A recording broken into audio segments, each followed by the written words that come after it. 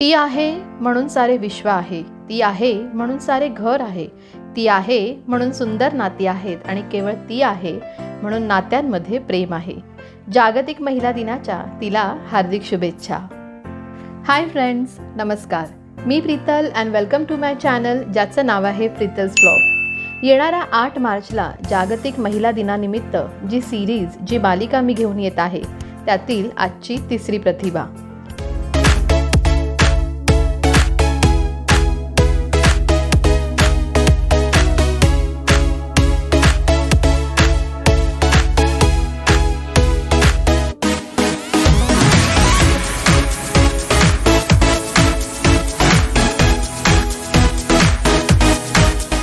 ती प्रतिभा म्हणजे जिच्या बोटांच्या जादूने, तिच्यातल्या कलागुणांनी वस्तू समृद्ध होतात. तिच्या हातातल्या सौंदर्याने, कलेने एका निर्जीव वस्तूला सुंदर असं रूप मिळतं. ती आहे हस्तकौशल्यकार.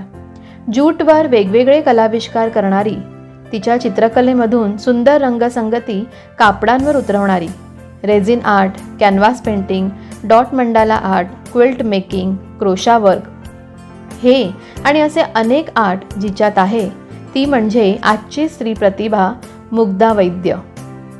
मुग्धा या एक चतुरस्थ स्त्री आहेत.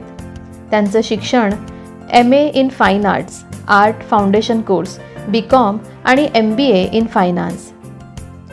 12 वर्षे प्रतितयश बँकेत नोकरी केल्यानंतर बँकेतून VRS घेऊन त्यांच्यातील कलेच्या छंदाकरिता आणि या व्यवसायाकरिता त्या या क्षेत्राकडे वळल्या आणि आज त्या या क्षेत्रात वाटचाल करीत आहेत. हस्तकौशल्यकार मुग्धा वैद्य. तर आता भेटूया मुग्धा या प्रतिभेला. तर चला.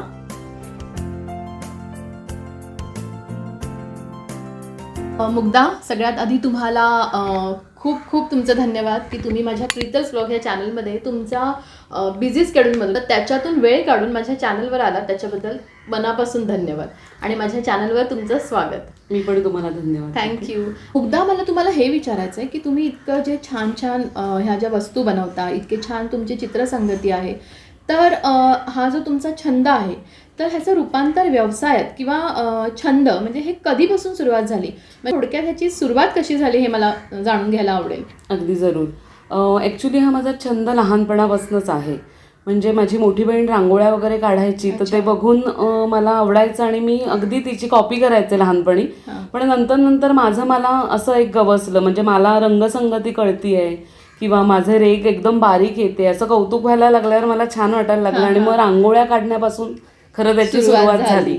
मग त्याच्यानंतर शाळेत सुद्धा ड्रॉइंग माझं चांगलं होतं, तर मग ड्रॉइंग कॉम्पिटिशनमध्ये भाग घेणं, त्याच्यानंतर ग्रीटिंग्स करणं हा माझा आवडता छंद होता.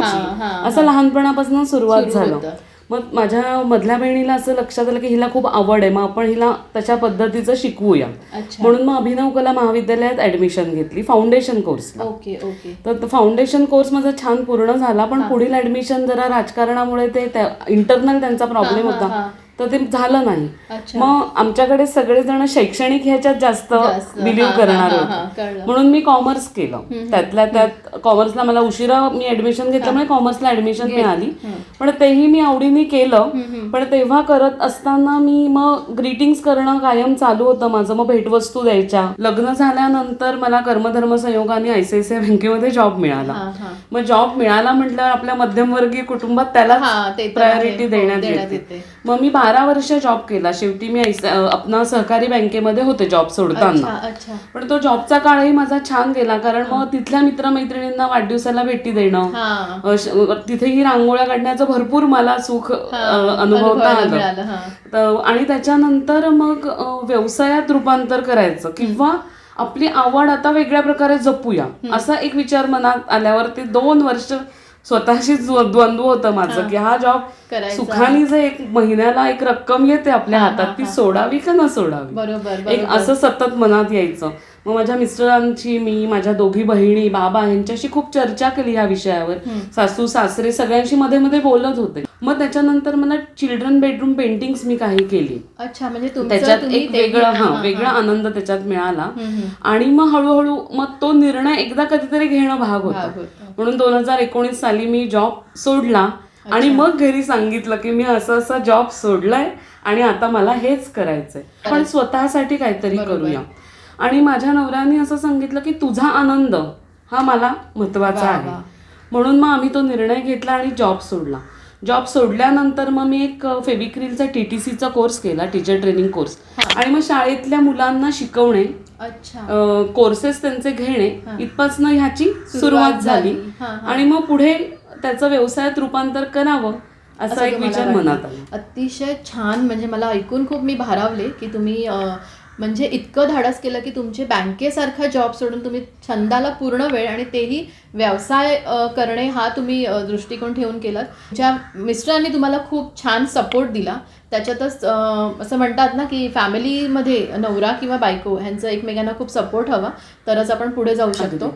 पण मुग्धाताई, तुमचा एकूण जी सुरुवात झाली ती खरंच खूप छान होती. म्हणजे छंदापासून नंतर तो छंद बाजूला ठेवून तुम्ही नोकरीकडे वळलात, पण तो छंद तुम्हाला शांत बसू देत नव्हता आणि आता तुम्ही फायनली व्यवसायात आला.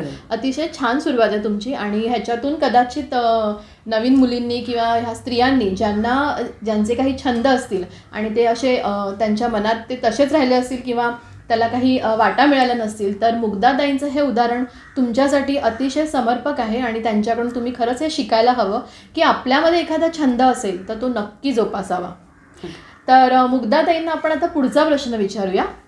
मुग्धाताई, मी तुम्हाला आता माझा पुढचा प्रश्न, म्हणजे मला असं वाटतं की तुम्ही ह्या एवढ्या छान छान गोष्टी बनवता, इतक्या छान ह्या सगळ्या वस्तू आहेत आणि तुमचे चित्रसंगती इतके आकर्षक आहे. तर आणि मी ना एक ऑब्झर्व केलं, तुम्ही ज्या ह्या वस्तू बनवल्यात तर त्या प्रत्येक वस्तू ह्या वेगवेगळ्या आहेत. म्हणजे एकच डिझाईन दुसऱ्या कुठे मला दिसली नाही किंवा एकच चित्र अजून कुठे मला दिसलं नाही. प्रत्येकामध्ये रंगसंगतीसुद्धा अगदी कलरपासून सगळं वेगळं आहे. ही जी क्रिएटिव्हिटी आहे ही तुम्हाला कशी सुचते? क्रिएटिव्हिटी ना ती तुमच्या आत असतेच, प्रत्येकाच्या आत असते. कसं असतं माहितीये का, मी एखादं फूल बघितलं किंवा दुसऱ्याने एखादं फूल बघितलं तर त्या फुलाविषयी मला काय वाटतं आणि समोरच्याला काय वाटतं ह्याच्यातला जो फरक आहे तो म्हणजे क्रिएटिव्हिटी असं मला वाटतं. म्हणजे आता लहानपणी मला एक छंद होता, प्रवास करताना किंवा अगदी गॅलरीत उभं राहिलेलं असताना ढगांकडे बघायची मी. आणि ढगांमध्ये म्हणजे आपण असं अदरवाईज इमॅजिन करू शकणार नाही, पण ढगांमध्ये सुद्धा इतके आकार असतात. आपल्याला हत्ती दिसतो, हरिण दिसतं, डोंगर दिसतं, फूल दिसतं, माणसाचा चेहरा. म्हणजे ते कुठेतरी एक मला देवाने देणगी दिली आहे की प्रत्येक आकारात, प्रत्येक रंगात काहीतरी मला सापडतं. म्हणजे तुमच्यातल्या कलाकाराला ते छोट्या छोट्या गोष्टींमधून तुम्ही ते क्रिएटिव्हिटी उचलता. अगदी बाहेर दिसणाऱ्या निसर्गामध्ये सगळीकडे आपल्याला आकार आणि रंग ह्या दोन गोष्टी सापडतात. तर तीच तर क्रिएटिव्हिटी. आपण मानव हा निसर्ग निर्मित आहे. आपण कितीही अगदी मोठेपणा केला ना की माझी क्रिएटिव्हिटी, तर तसं काही नसतं. ती निसर्गाचीच क्रिएटिव्हिटी आहे, ज्याचं प्रगटीकरण माझं जे मी ऐकलेलं आहे, वाचलेलं आहे, बघितलेलं आहे, त्या सगळ्याचं मी एक प्रगटीकरण माझ्या कौशल्याने जे केलं त्याला मी क्रिएटिव्हिटी असं म्हणतात. म्हणजे तुमच्यातल्या कलाकाराला अगदी छोट्या छोट्या गोष्टींमध्ये सुद्धा असं म्हणतात की सौंदर्य दिसतं आणि ते तुमच्या कलाकृतीमधून वस्तूंमध्ये येते. खरंच खूप छान. मी तुम्हाला दाखवेनच की मुग्धाताईने किती छान ज्या वस्तू आहेत किंवा जी क्रिएटिव्हिटी केली आहे ती अतिशय छान आहे. आपण ती नंतर पाहूयाच. तर आता मुग्धाताई, मी तुम्हाला पुढचा प्रश्न विचारते. म्हणजे मला असं जाणून घ्यायचं आहे आणि हा अतिशय महत्त्वाचा आहे की आता तुम्ही म्हणालात की तुम्ही बँकेची नोकरी सोडून तुमच्या छंदाला पूर्ण वेळ व्यवसाय करायचं हे ठरवलं. तर जनरली कसं असतं, बँकेची नोकरी म्हटली की असं होतं की अरे बँकेची नोकरी म्हणजे अगदी महिन्याचा पगार तुमचा, जसं तुम्ही म्हणालात की महिन्याला एक रक्कम तुमच्याकडे येणार हे फिक्स असतं. तर अशी नोकरी सोडून तुमच्या छंदाला व्यवसायाचं रूपांतर देण्यासाठी तुम्ही जे धाडस केलं, तर त्याच्यामागे तुमच्या फॅमिलीचा सपोर्ट कसा होता हे मला जाणून घ्यायला आवडेल. कसं असतं ना, फॅमिलीच्या सपोर्ट शिवाय आपण एक पाऊल पण टाकू शकत नाही. आणि जॉईंट फॅमिलीमध्ये राहतो, म्हणजे सासू सासरे, दीर, जाऊ आणि पुतण्या आणि आम्ही दोघं असे 7 जण. त्याच्यामुळे त्या 7 जणांचं मत अतिशय महत्वाचं होतं या सगळ्यामध्ये. फक्त काय झालं, मी आधी डिस्कस केलं नाही कोणाशी. माझ्या बहिणींशी फक्त मी आधी डिस्कस केलं आणि नवऱ्याशी. बहिणी दोन्ही माझ्या एकदम सपोर्टिव्ह आहेत. माझी मोठी बहीण प्रिन्सिपल इंजिनियर आहे, ती ME केलंय तिने, आणि मधली बहीण डेप्युटी कलेक्टर आहे. तर त्या त्यांच्या व्यवसायात आणि त्या ह्याच्यात अकॅडमिक ह्याच्यात त्या खूप पुढे आहेत. आणि माझा ड्रॉइंग हा विषय असला तरी आमच्याकडे अकॅडमिक्सला खूप महत्व आहे. म्हणजे एक सर्टन लेवलच्या खाली जाता कामा नये असा शिरस्ता होता. आणि माझ्या सासूबाई सुद्धा म्हणजे त्यांच्या ग्रॅज्युएशन मध्ये त्या नॅशनल स्कॉलरशिप होल्डर आहे, तर त्यांना सुद्धा त्या हुशारीबद्दल एकूण तुमच्या फॅमिलीमध्ये शिक्षणाच्या ह्याच्यामध्ये सगळेच उच्च ह्याच्यावर होते. मग तुम्हाला कसं, म्हणजे तुम्ही कसं मॅनेज केलं? सांगते. मग आम्ही काय केलं, आम्ही आधी दोघांनी डिस्कस केलं की आपल्याला फायनान्शियली हे जमणार आहे. आणि सगळ्यात महत्वाचं मी मुद्दाम आवर्जून आपल्या मैत्रिणींना सांगते की आपण एकत्र कुटुंबात राहत असलो ना त्याचे अगणित फायदे असतात. आमचं सगळं शेअर होतं, सर्व गोष्टी शेअर होतात आणि खूप सपोर्ट मिळतो. आज मी इकडे आले तर माझी जाऊ सगळं सांभाळणार, मला खात्री आहे. बरोबर. म्हणजे मी हे करू म्हणून तो निर्णय मी घेऊ शकले, सांगू शकले, समजावू शकले आणि माझ्या घरच्यांनी उत्तमरित्या तो समजावून घेतला.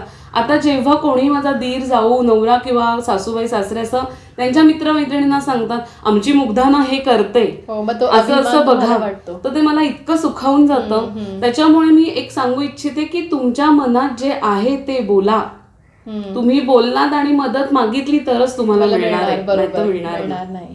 म्हणजे थोडक्यात तुम्ही जेव्हा जो हा मोठा निर्णय घेतला तेव्हा तुमच्या फॅमिलीचा पूर्ण सपोर्ट तुम्हाला होता. खरंच खूप छान आहे. म्हणजे फॅमिली सपोर्टने तुम्ही पुढे चाललात आणि सध्या ह्या अशा सिच्युएशनमध्ये फॅमिलीचा सपोर्ट असणं खूप गरजेचं आहे. मुग्धाताई, तुम्ही खूप छान मला आत्ता, म्हणजे मी तुम्हाला हळूहळू समजून घेत चालले. तुमचा आत्तापर्यंतचा प्रवास मला समजला.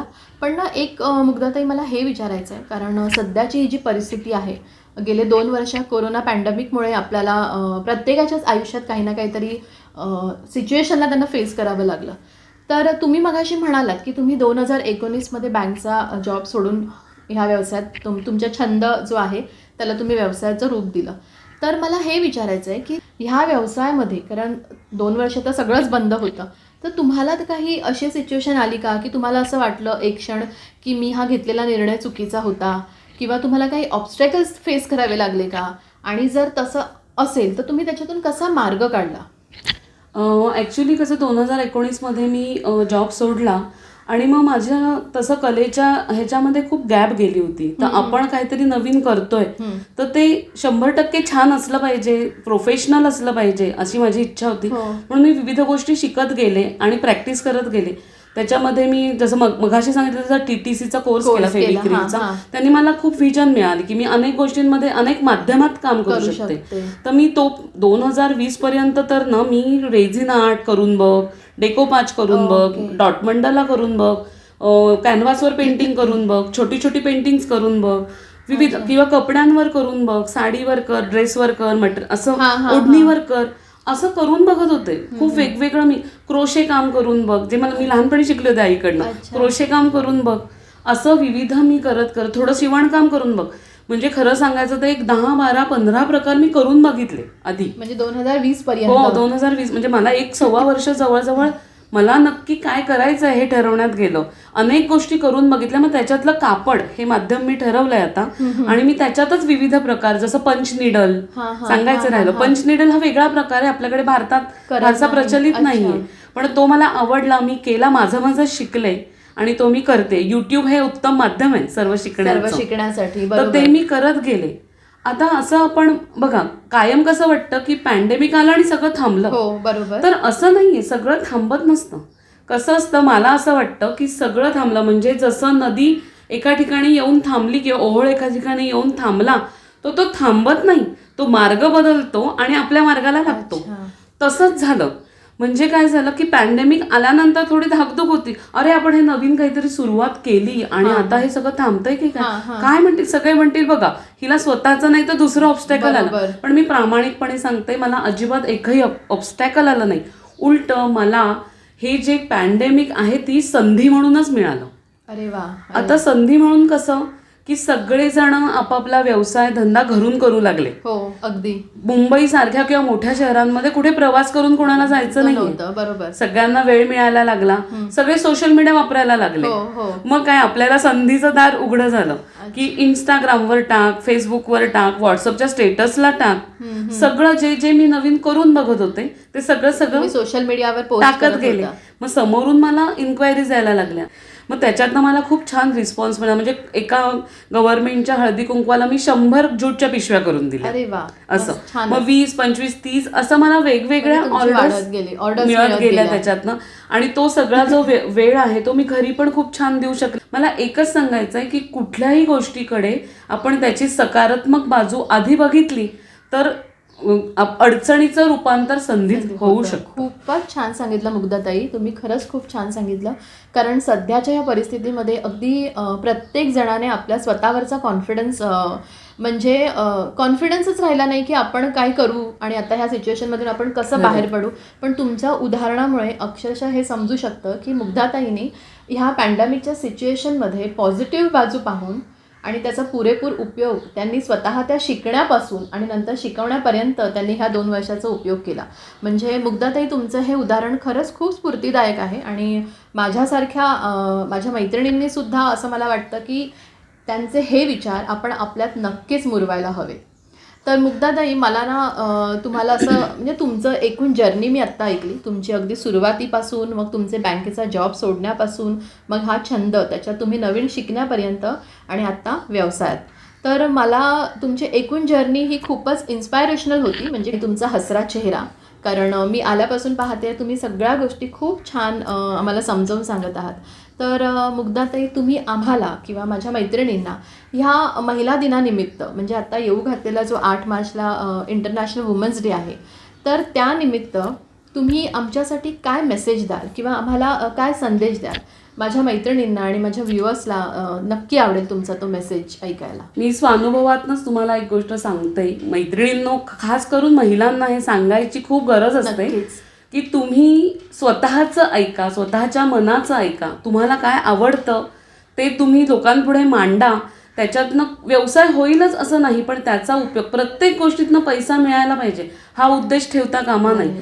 तुमचा आनंद आणि तुमचा आनंदाचा ठेवा हा फार मोठा आहे. तुम्ही आनंदी राहात तर तुमचं पूर्ण घर आनंदी राहील. अगदी बरोबर. आणि एकच सांगते तुम्हाला, कर्तव्य तर आपण सगळे करतच असतो, पण कर्तव्य आणि स्वानंद याची सांगड घातली तर तुम्ही सर्व प्रकारे आयुष्यात नक्की यशस्वी व्हाल. माझ्यातर्फे तुम्हाला सगळ्यांना, तुमच्या चॅनेलला खूप शुभेच्छा. मला इथे बोलवल्याबद्दल धन्यवाद. आणि येणाऱ्या जागतिक दिनानिमित्त तुम्हाला सगळ्यांना खूप खूप शुभेच्छा. तुम्ही सगळ्या मैत्रिणी आपला आनंद नक्की शोधाल याची मला खात्री वाटते. धन्यवाद. थँक्यू सो मच मुग्धाताई, तुम्ही खूप छान सांगितलं आणि तुम्ही इथे आलात आणि इतके छान मेसेज आम्हाला दिला, त्याच्याबद्दल खूप धन्यवाद. मुग्धाताई, आपण ना आता म्हणजे माझे व्ह्युअर्स आणि इवन मलाही खूप अशी उत्सुकता लागली की तुमच्या ज्या वस्तू तुम्ही घेऊन आलात ते पाहायचं आहे आणि जाणून घ्यायचं की ह्याला प्रत्येक जी कलाकृती आहे ती तुम्ही कशी बनवली किंवा त्याचं म्हणजे त्याचं नाव काय आहे. कारण माझ्यासारखे असे मला वाटतं माझे व्ह्युअर्सही असतील ज्यांना असं माहीतच नसेल. आता जसं तुम्ही नाव घेतलं की पंच निडल, मला माहीत नाही आहे, तर तुम्ही थोडक्यात आम्हाला ती माहिती द्या. अगदी नक्की. आत्ता आपण मुग्धाताई यांनी बनवलेल्या वेगवेगळ्या कलाकृती, काही रंगसंगती आहेत ज्या इथे आज त्या घेऊन आल्यात, तर आपण ते काय आहेत किंवा त्या प्रत्येक कलाकृतीला काय म्हणतात आणि त्या त्यांनी कशा बनवल्यात हे आपण मुग्धाताईंकडून जाणून घेऊया. नमस्कार. आता मी काय काय करते, म्हणजे कुठल्या कुठल्या माध्यमात कुठल्या कुठल्या ह्याच्यात काम करते आणि ते साधारण कसं करते ते मी तुम्हाला सगळ्यांना माहिती देते. हे आहे पंच निडल, ह्याला म्हणतात पंच निडल. म्हणजे एक पंचिंगचं निडल असतं, एक त्याच्यात अशी धागा ओवायचा असतो आणि पंच करायचं असतं. तर ते आपल्याकडे खूप पॉप्युलर नाही आहे, पण भारताबाहेर ते खूप पॉप्युलर आहे. आपल्याकडे हे लमाणी बायका वगैरे तुम्ही कधी रस्त्यावर बघितलं असेल, त्या तिथे असं ते करत बसलेल्या असतात. त्या मणी असतो त्या ह्याला एक मागे आणि त्या असं विणत असतात. आणि हे अतिशय सुरेख दिसतं, म्हणजे हे धागाच आहे, धाग्यावर धागा असं अतिशय सुरेख दिसतं. ब्राईट कलर्स आपण वापरू शकतो आणि दिवाणखाना आपलं उत्तम सजवू शकतो त्याच्याने. हा दुसरा एक प्रकार आहे की कॅनव्हास पेंटिंग. हे आता मी छोटंसं टेबल पेंटिंग केलं आहे. 2 पक्षी एकमेकांकडे बघतायत, जणू बोलतायत त्या एकमेकांशी, आणि ते कॅनव्हासवर मी डायरेक्ट निबनी ते असं डायरेक्ट पॅलेट नाईफनी डायरेक्ट पेंटिंग केलं आहे. त्याला इम्पास्टो पेंटिंग असं म्हणतात खरं तर, पण ते ह्या छोट्या ह्याच्यात एवढं दिसत नाही, मोठं केलं तर ते इम्पास्टो दिसतं. हा दुसरा एक प्रकार आहे. हे कोस्टर्स आहेत पण हे लाकडी आहेत, हे बघा असे मागणं, आणि ह्याच्यावर मी डॉट मंडला जे आपण करतो ते डॉट आर्ट त्याच्यावर वापरली आहे आणि त्याला सील केलं आहे मी रेझिननी. त्याच्यामुळे ते काचेसारखा इफेक्ट, तुम्ही गरम गार काही ठेवा, ते हाताने धुवा, काही फरक पडत नाही. हा एक वेगळा प्रकार आहे. हा आहे डेकोपाज. याचे नॅपकिन्स येतात आणि ते एक त्या विशिष्ट वस्तूला चिटकवण्याची त्याची एक प्रोसेस असते. म्हणजे ते सुद्धा आणि रंगसंगती, त्याच्यावर एखादा छाप असं करून आपण त्याला वैशिष्ट्यपूर्ण बनवू शकतो. म्हणजे डेकोपाज म्हणजे काय, फक्त एक कागद चिटकवायचा, तर ते तसं नाही आहे. तिथे तुमचं कौशल्य पणाला लागतं. ह्या ज्यूट बॅग्स आहेत. आता ह्या बॉटल बॅग्स आहेत, अशाच मोठ्या आपल्या नेहमीच्या डब्याच्या बॅग्स, हँडी बॅग्स अशा. त्याच्यावर ॲक्रिलिक कलरने हे पेंटिंग केलं आहे. अतिशय सुरेख दिसतं आणि झटपट होतं आणि आपण कोणाला गिफ्ट द्यायला अतिशय सुंदर ही गोष्ट आहे. हा तसाच ॲक्रिलिक पेंटिंगचाच एक प्रकार आहे, फक्त तो केला आहे मी ओढणीवर. सिल्कची ओढणी आहे, त्याच्यावर ही बाई रंगवली आहे, ही ॲक्रिलिकनी रंगवली. आणि असं आपण कस्टमाइज करू शकतो, म्हणजे ज्याची जशी आवड आहे त्याच्याप्रमाणे कस्टमाइज करू शकतो. आता एक वेगळा प्रकार म्हणजे क्रोशेवर. आपल्या आया किंवा आज्यांना त्यांच्या परकरला वगैरे लावायला लेस करायच्या, तर त्याचाच आता हा ॲडव्हान्स थोडासा प्रकार आहे. हे मी एक टेबल क्लॉथ असं केलं आहे क्रोशेवर्कचं. हे पण डॉट मंडला आर्टचाच एक प्रकार आहे, जो छोटा असा ज्वेलरी बॉक्स टाईप मी केला आहे. हे आहे रेझिन आर्ट. आणि हे शेवटचं मी सांगते की हे गोधडी टाका हा घातलेला आहे. गोधडी टाका मी मध्ये वर्कशॉप केलं होतं, गोधडी टाका शिकवला. त्याचं विविध पद्धतीचं, ह्या टाक्याचे आपण विविध गोष्टी करू शकतो. हे सगळं एकमेकांना जोडलं. आपल्या आज्या जी गोधडी करायची तीच कन्सेप्ट आहे, पण त्या टाक्यामुळे त्याचं सौंदर्य अतिशय खुलतं. असं विविध गोष्टी आपण करू शकतो. धन्यवाद. मुग्धाताई, तुम्ही इथे आलात आणि खूप छान तुमची जर्नी आम्हाला कळाली आणि तुम्ही खूप छान मेसेज माझ्या व्ह्युअर्सपर्यंत तुम्ही दिलात. आणि महिला दिनाच्या, म्हणजे जागतिक महिला दिनाच्या आणि किंवा इंटरनॅशनल वुमन्स डेच्या माझ्या प्रीतस व्लॉग ह्या चॅनलकडून तुमच्यासाठी एक छोटीशी भेट. आणि ही छोटीशी भेट तुम्ही स्वीकारावी आणि तुमचा हा व्यवसाय किंवा तुमचा हा जो छंद आहे तो अगदी खूप मोठा व्हावा अशी मी स्वामींचरणी प्रार्थना करते. मला प्रीतल्स व्लॉगनी इथे बोलवलं आणि माझी मुलाखत घेतली आणि मला पण माझ्या मनातलं खरं सांगायची संधी दिली, त्याबद्दल मी पण खूप खूप धन्यवाद करते. आणि तुमच्या चॅनल मार्फत तुम्ही हे काम कायम करत राहाल अशी सदिच्छा व्यक्त करते. तर असा होता हा आजचा व्लॉग. आणि आपण मुग्धा वैद्य यांना आज भेटलो. त्यांच्या छंदाचं रूपांतर व्यवसायात कसं झालं आणि त्यांची जर्नी आपण आज समजून घेतली, त्यांच्याशी हितगुज केला. तर आजचा हा व्लॉग्स किंवा आजचा हा व्हिडिओ तुम्हाला आवडला असेल आणि मुग्धाताईंच्या या छान छान वस्तू ज्या आहेत त्या तुम्हाला आवडल्या असतील तर नक्की ह्या व्लॉगला लाईक करा. या व्लॉगला नक्की तुम्ही सबस्क्राईब करा, लाईक करा, शेअर करा आणि सगळ्यांचं काम सर्वांपर्यंत आपण महिला मिळूनच पोचवूया. नक्की नक्की. तर पुन्हा भेटू अशाच एका नवीन प्रतिभेला. तोपर्यंत बाय, टेक केअर आणि हसत राहा, सुखी राहा.